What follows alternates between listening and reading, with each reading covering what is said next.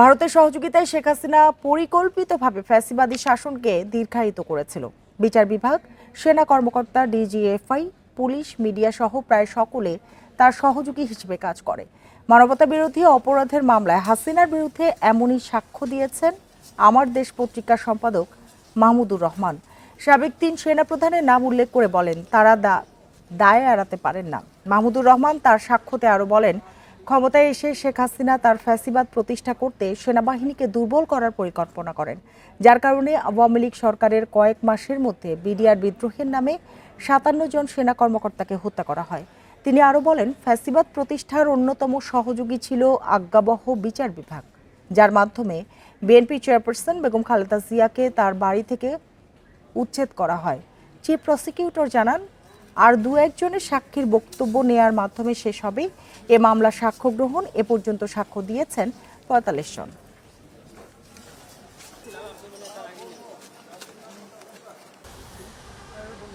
তার বিচারে যদি মনে হয় যে যথেষ্ট সাক্ষ্য, অকাট্য সাক্ষ্য উপস্থাপন করা সম্ভব হয়েছে, তাহলে সেই অনুযায়ী তিনি বিচারিক পরবর্তী প্রক্রিয়ার দিকে যাবেন।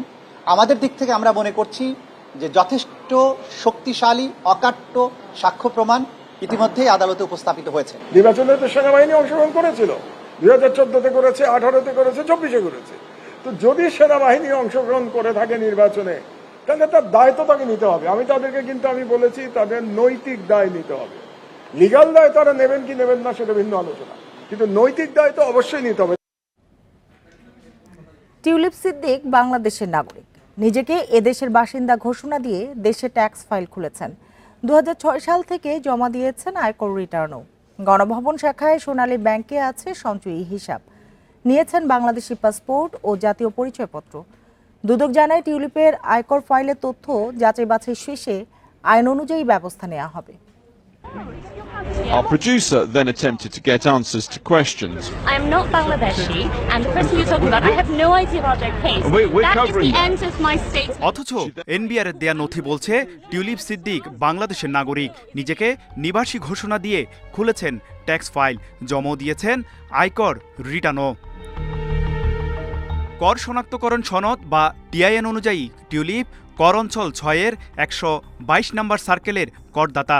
সবশেষ ২০১৪ সালের ১৬ জুন হালনাগাদ করেছেন টিআইএন।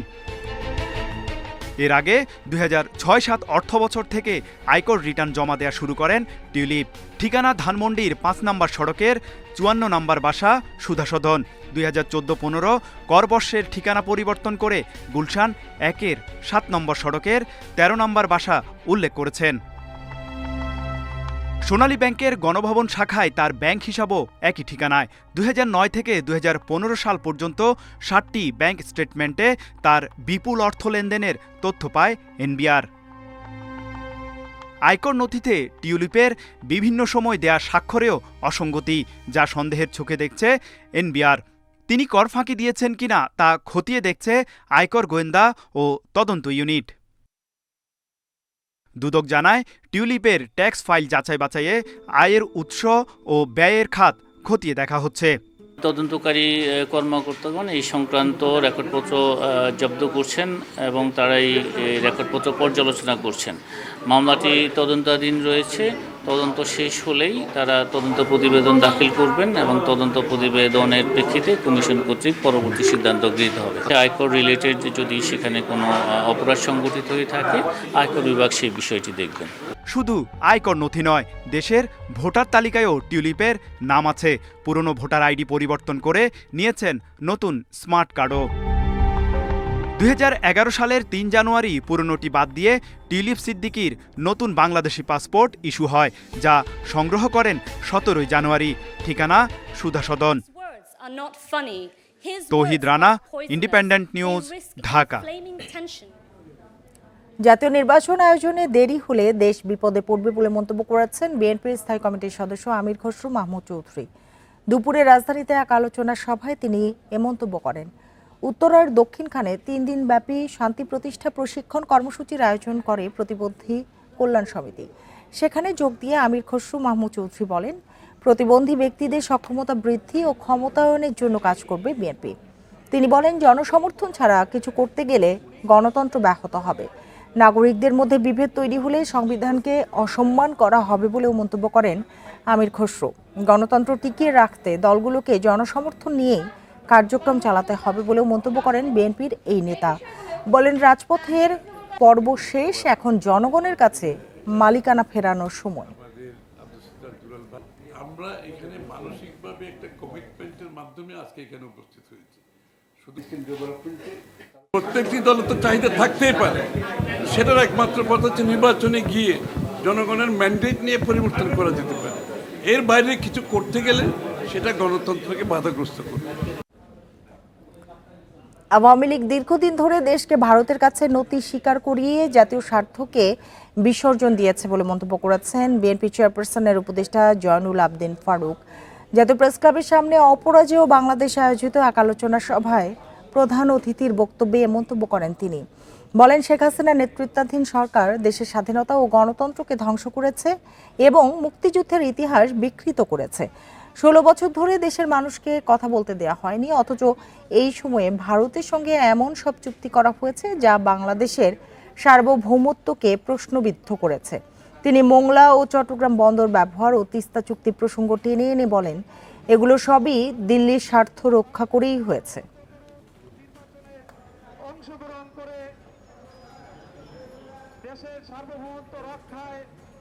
আওয়ামী লীগ আর পার্শ্ববর্তী দেশ হিন্দুস্তান একই সাথী। তাই আজকে বলতে চাই, এই হিন্দুস্তান, এই তত্ত্বাবধায়ক ইন্টেরিয়াম গভর্নমেন্ট ডক্টর ইউনূসকেও অশান্তিতে রাখার প্রচেষ্টা 2 দিন আগে দেখলাম। পিআর পদ্ধতিতে নির্বাচন সহ 5 দফা দাবিতে বৃহস্পতিবার রাজধানীতে সমাবেশ ও মিছিল করবে বাংলাদেশ জামায়াতে ইসলামী। এছাড়া 19 সেপ্টেম্বর বিভাগে ও 26 সেপ্টেম্বর জেলা উপজেলায় বিক্ষোভ মিছিলের কর্মসূচি। রাজধানীর মগবাজারের কেন্দ্রীয় কার্যালয়ে এসব কর্মসূচি ঘোষণা করেন দলের নায়েবে আমির আব্দুল্লাহ মোহাম্মদ তাহের। মগবাজারের জামাতে ইসলামীর কেন্দ্রীয় কার্যালয়ে সংবাদ সম্মেলনের শুরুতেই দলের নায়েবে আমির বলেন, ফেব্রুয়ারিতে নির্বাচন হলে জাতীয় সনদের ভিত্তিতে তা বাস্তবায়ন করতে হবে। আওয়ামী লীগ আমলের সব জুলুম ও হত্যার বিচার, সংসদের নিম্ন ও উচ্চকক্ষ উভয় ক্ষেত্রেই পিআর পদ্ধতিতে ভোট, জাতীয় পার্টি ও 14 দলের কার্যক্রম বন্ধসহ 5 দফা দাবি মানতে হবে। জুলাই জাতীয় সনদের ভিত্তিতে আগামী ফেব্রুয়ারিতে নির্বাচন আয়োজন করা। 2, আগামী জাতীয় নির্বাচনে উভয় কক্ষে পিআর পদ্ধতি চালু করা। ফ্যাসিস্ট সরকারের সকল জুলুম, নির্যাতন, গণহত্যা ও দুর্নীতির বিচার দৃশ্যমান করা। তিনি আরও বলেন, 25টি রাজনৈতিক দল পিআর পদ্ধতিতে নির্বাচনের পক্ষে। তাদের দাবি না মানলে সমমনা দল ও জনগণকে সঙ্গে নিয়ে রাজপথে নামার হুঁশিয়ারিও দেন তিনি। জনগণের দাবি আদায়ের জন্য গণ আন্দোলনের কোনো বিকল্প নেই। 18 সেপ্টেম্বর রাজধানী ঢাকায় সমাবেশ ও বিক্ষোভ মিছিল। 19 সেপ্টেম্বর দেশের সকল বিভাগীয় শহরে বিক্ষোভ মিছিল। 26 সেপ্টেম্বর দেশের সকল জেলা উপজেলায় বিক্ষোভ মিছিল। ইসির একতরফা রোডম্যাপ ঘোষণা অন্যায় দাবি করে তিনি বলেন, কালো টাকার ব্যবহার, পেশি শক্তি সহ নির্বাচনে অনিয়ম বন্ধ করতে হবে। নির্বাচনে সমমনা দলগুলোর সঙ্গে জোট করার ইঙ্গিতও দেন জামাতের এই নেতা। Buddhadeb Kundu, independent news, Dhaka. এক বাক্সে ইসলামী দলগুলোর ভোট আনার ব্যাপারে অনেকটা কাছাকাছি জায়গায় পৌঁছেছে ইসলামী দলগুলো, এমন আশা প্রকাশ করেছেন ইসলামী আন্দোলন বাংলাদেশের আমির সৈয়দ মোহাম্মদ রেজাউল করিম। সোমবার রাজধানীর পুরানা পল্টনে দলটির কেন্দ্রীয় কার্যালয়ে এক সংবাদ সম্মেলনে তিনি একথা বলেন। এ সময় তিনি বলেন, জুলাইয়ের প্রত্যাশা বাস্তবায়নে সুনির্দিষ্ট কিছু দাবি নিয়ে ইসলামী আন্দোলন বাংলাদেশ জোটবদ্ধ আন্দোলনের সিদ্ধান্ত নেওয়া হয়েছে। এ সময় জুলাই সনদের ভিত্তিতে আগামী জাতীয় সংসদ নির্বাচন এবং আগামী নির্বাচনে পিআর পদ্ধতি বাস্তবায়ন, সুষ্ঠু নির্বাচনের জন্য লেভেল প্লেইং ফিল্ড নিশ্চিত সহ 5 দফা দাবি বাস্তবায়নে আগামী 18 সেপ্টেম্বর ঢাকায়, 19 সেপ্টেম্বর বিভাগীয় শহরে এবং 26 সেপ্টেম্বর সারা দেশের জেলা উপজেলায় বিক্ষোভ মিছিল কর্মসূচি ঘোষণা করেন দলটির আমির রেজাউল করিম।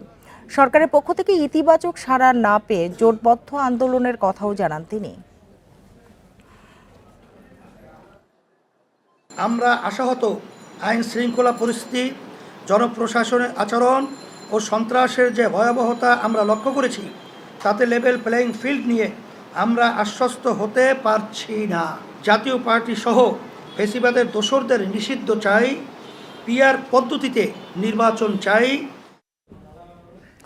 18 দিন চিকিৎসা নেয়ার পর ঢাকা মেডিকেল কলেজ হাসপাতাল ছেড়েছেন গণ অধিকার পরিষদের সভাপতি নুরুল হক নূর।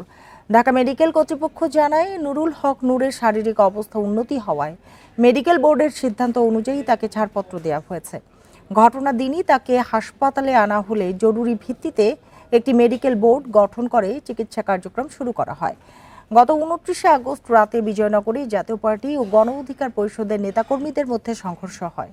আইনশৃঙ্খলা বাহিনী পরিস্থিতি নিয়ন্ত্রণে লাঠিচার্জ করলে গণ অধিকার পরিষদের সভাপতি নুরুল হক নূর, সাধারণ সম্পাদক রাশেদ খান সহ অন্তত 50 জন আহত হন।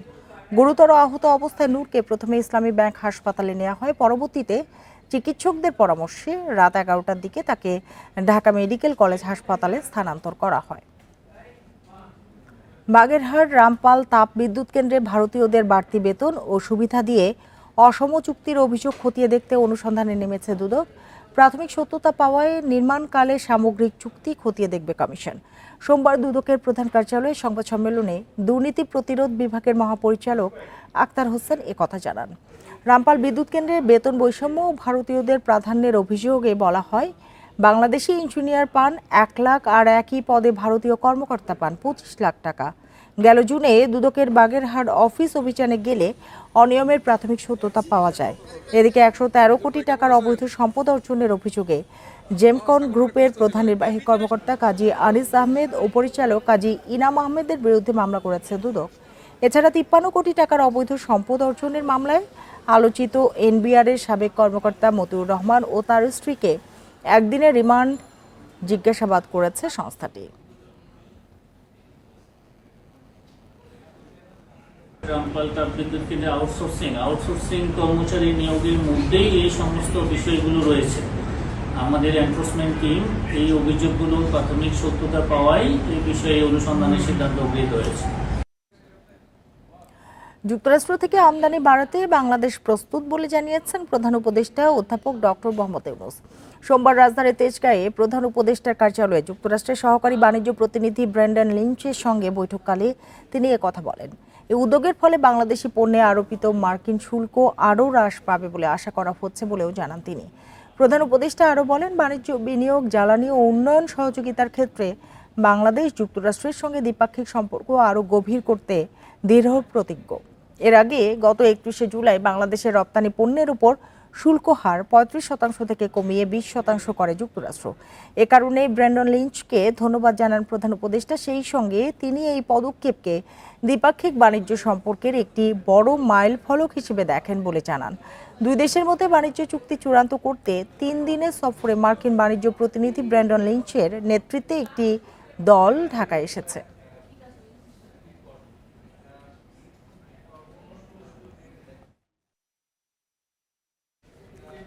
চট্টগ্রাম বন্দরে বিভিন্ন সেবার বিপরীতে বাড়তি মাশুল আদায়ে প্রজ্ঞাপন জারি হয়েছে। আজ থেকে অতিরিক্ত মাশুল কার্যকর হওয়ায় রপ্তানি বাণিজ্যে নেতিবাচক প্রভাব পড়বে বলে শঙ্কা ব্যবসায়ীদের। ভোক্তা পর্যায়ে পণ্যের দাম বাড়বে বলেও ধারণা তাদের।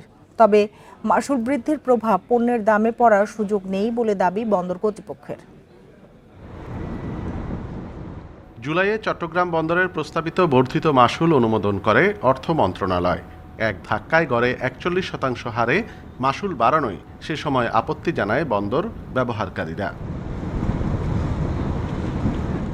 এরপর বন্দর ব্যবহারকারীদের সাথে আলোচনা হলেও 41% বৃদ্ধি করেই নতুন মাশুল নির্ধারণ হয়। এসব মাশুল ডলারে আদায় করবে বন্দর কর্তৃপক্ষ, তাই ডলারের দামের সাথে মাশুলের পরিমাণও কম বেশি হবে। আমদানি রপ্তানির সংশ্লিষ্টরা বলছেন, এভাবে মাশুল বাড়ানো ঠিক হয়নি। বাড়তি মাশুলের নেতিবাচক প্রভাব পড়বে বাজারে।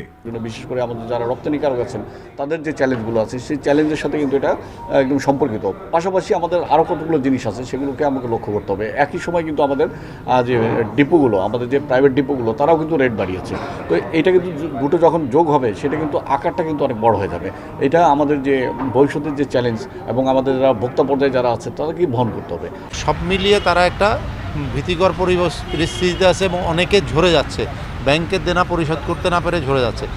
এইরকম একটা সময়ে এই কাজটি আমরা মনে করছি যে এটা সঠিক সময়ে হয়নি। কর্তৃপক্ষ বলছে দীর্ঘ 4 দশক পর মাশুল বাড়ানো হয়েছে। প্রতিবেশী দেশগুলোর বিভিন্ন বন্দরের চেয়ে এই মাশুল কম। ভোক্তা পর্যায়ে পণ্যের দামের উপর মাশুল প্রভাব ফেলবে না বলেও দাবি তাদের। আমরা ভোক্তা পর্যায়ে এটার তেমন কোনো প্রভাব পড়বে না। এই কারণেই আমরা দেখেছি যে বাল্ক কার্গোগুলোতে যে পণ্য হ্যান্ডলিং হয়, বিশেষ করে এসেনশিয়াল কমোডিটিসগুলো, সেখানে আগে পার কেজিতে যে পরিমাণ খরচ হতো, এখন ট্যারিফ বৃদ্ধির ফলে মাত্র 12 পয়সা পার কেজিতে বাড়ছে। সুতরাং এটা একেবারেই সিগনিফিক্যান্ট কোনো অ্যামাউন্ট না, এবং এতে ভোক্তা পর্যায়ের কোনো রকম প্রভাব পড়বে না। সমুদ্রপথে আমদানি রপ্তানির মোট 92% পরিবহন হয় চট্টগ্রাম বন্দরের মাধ্যমে। অনুপম শীল, ইন্ডিপেন্ডেন্ট নিউজ, চট্টগ্রাম। লালমনিরহাটে তিস্তা নদীর পানি বেড়ে নিচু এলাকা প্লাবিত হয়েছে, তলিয়েছে হাতীবান্ধা, আদিতমারি ও সদর উপজেলার 12টি গ্রাম। পানিবন্দী 5,000-এর বেশি পরিবার। ডুবে গেছে আমন ধানের বীজতলা ও ফসলি জমি। বন্যা পরিস্থিতি এড়াতে তিস্তা ব্যারেজের 44টি জলকপাট খুলে দিয়েছে পানি উন্নয়ন বোর্ড। পাহাড়ি ঢল ও ভারী বর্ষণে লালমনিরহাটে তিস্তার পানি তীর ছাপিয়ে ঢুকে পড়েছে নিচু এলাকায়। হাতীবান্ধা উপজেলার 12টি গ্রামের নিচু এলাকার হাজারো মানুষ পানিবন্দী। রাস্তাঘাট তলিয়ে যাওয়ায় ব্যাহত হচ্ছে যান চলাচল। ডুবে গেছে ফসলি জমি ও শাকসবজির ক্ষেত। বাড়িঘরে পানি ওঠায় রাস্তায় আশ্রয় নিয়েছেন দুর্গতরা। দেখা দিয়েছে খাবার ও বিশুদ্ধ পানির সংকট। পানি বাড়ি থেকে বেড়ায় না, বাড়ি ঘর দর ভাসি গেছে, কেমন করে থাকি। বন্যার পানির কারণে এই যে আমাদের আবাদি জমির ফসলগুলো এলে সব পানিতে মনে করেন যে তলে আছে। গরু ছাগল নিয়ে খুব অসুবিধার মধ্যে আছি, কখন যে পানি যাইবে খবর পাচ্ছি না। আদিতমারিতে দুর্গতদের সহায়তার জন্য তালিকা তৈরি করতে জনপ্রতিনিধিদের নির্দেশ দিয়েছে উপজেলা প্রশাসন। আশা করি পানি খুব বেশি বৃদ্ধি পাবে না। বন্যার আমরা মনে করি যে বন্যার এরকম কোনো আশঙ্কা নেই। তা সত্ত্বেও আমাদের পূর্ণ প্রস্তুতি আছে। যদি পানি খুব বেশি হয় তখন আমরা তাদেরকে আশ্রয় কেন্দ্র এবং পরবর্তী ত্রাণ সহ অন্যান্য ব্যবস্থা করতে পারবো। এদিকে ভাঙন দেখা দিলে দ্রুত ব্যবস্থা নেওয়ার আশ্বাস পানি উন্নয়ন বোর্ডের। পানি নামার সাথে সাথে কোথাও যদি আমাদের ভাঙন অধিক প্রবণ আকার ধারণ করে, তাহলে আমরা ঊর্ধ্বতন দপ্তরের অনুমতি সাপেক্ষে জিও ব্যাগ বালি ভর্তি করে ভাঙন প্রশমন করার চেষ্টা করব। এবছর 3 দফা বন্যার কবলে পড়ে লালমনিরহাট। এতে অন্তত 371 হেক্টর রূপা আমনের ক্ষতি হয়েছে। Independent news. হবিগঞ্জের রশিদপুর গ্যাস ক্ষেত্রে 3 নম্বর কূপ থেকে জাতীয় সঞ্চালন লাইনে দৈনিক 80 লাখ ঘনফুট গ্যাস সরবরাহ শুরু হয়েছে। রোববার রাতে কূপটিতে আনুষ্ঠানিকভাবে গ্যাস উত্তোলন শুরু হয়, আর সকাল থেকে জাতীয় গ্রিডে গ্যাস সরবরাহ শুরু হয় বলে জানিয়েছে কর্তৃপক্ষ।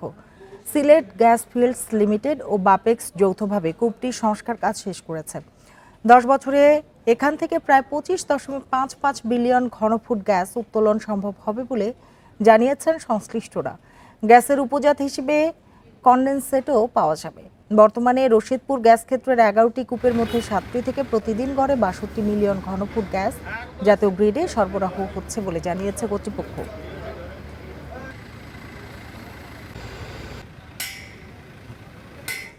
চাকসু নির্বাচন ঘিরে প্রশাসন ও নির্বাচন কমিশনের নিরপেক্ষতা নিয়ে প্রশ্ন তুলেছেন শিক্ষার্থীরা।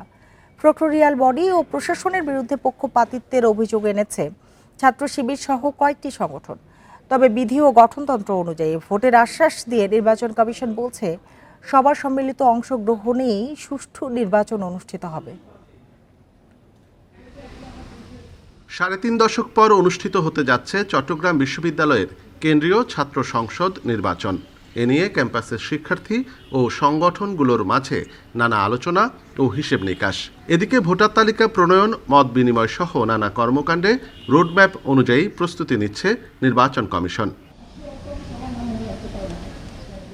তবে বিশ্ববিদ্যালয় প্রশাসন ও নির্বাচন কমিশনের বিরুদ্ধে নানা বিষয়ে পক্ষপাতের অভিযোগ কয়েকটি ছাত্র সংগঠনের। ইসলামী ছাত্র শিবিরের অভিযোগ, নির্বাচন কমিশনে বিএনপি ঘরানার শিক্ষকের আধিক্য, তাই সুষ্ঠু নির্বাচন নিয়ে শঙ্কায় তারা। চাকসুর যারা পরিচালনা করবেন সেই কমিটিতে বিএনপিপন্থী শিক্ষকদের যে আধিক্য, সেটা কতটুকু তারা নিরপেক্ষ ভূমিকা রাখতে পারবে, আমরা সে বিষয়েও কি। এদিকে ছাত্রদল, গণতান্ত্রিক ছাত্র সংসদ সহ বিভিন্ন বাম ছাত্র সংগঠন অভিযোগ তুলেছেন প্রক্টোরিয়াল বডি ও প্রশাসনের কর্তাদের বিরুদ্ধে। বিগত 1 বছরে নানা বিতর্কিত কর্মকাণ্ডে প্রশাসন নিরপেক্ষতা হারিয়েছে দাবি তাদের। বিশ্ববিদ্যালয়ের বর্তমান যে প্রক্টোরিয়াল বডি এবং বিশ্ববিদ্যালয়ের যে গুরুত্বপূর্ণ পদে যারা বসে আছেন তারা অতীতে পক্ষপাত দুষ্ট আচরণ করেছেন এবং আমরা মনে করছি না আসলে যে তাদের অধীনে একটা সুন্দর নির্বাচন সম্ভব। নির্বাচনটা সকলের মানে অংশগ্রহণে হোক, অংশগ্রহণমূলক হোক এবং সকলে যাতে এখানে টিকে থাকতে পারে, একটা লেভেল প্লেইং ফিল্ড থাকুক, কিন্তু প্রশাসন আসলে এই ধরনের কোনো অবস্থা রাখছে না।